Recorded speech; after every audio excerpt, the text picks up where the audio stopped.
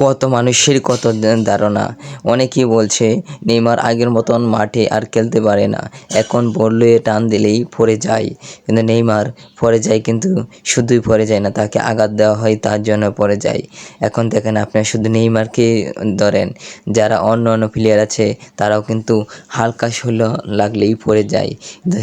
তারা যদি পড়ে যেতে পারে, একজন নেইমার হয়ে সে ব্যথা পায় যদি পড়ে যায়, তার কিন্তু মানে অনেকে অনেক কিছু বলে। এর জন্য শুধু একজনের বিষয়ে জানে বলবেন। নেইমারের কিন্তু এখন মেরুদণ্ড অনেক ভাঙ্গা, মেরুদণ্ড ভাঙ্গতেও আবার নেইমার যে খেলায় ফিরে আসছে, বিপক্ষে দল আর্জেন্টিনার আর এখানে অন্য অন্য দলরা তারাকে অনেকেই অনেক কিছু ভাবতে পারেন। এটা কিন্তু ভাবার বিষয় না, এটা একজন ভালো তারকা, একজন খেলোয়াড়, সবারই কিন্তু এটা ভালো লাগবে।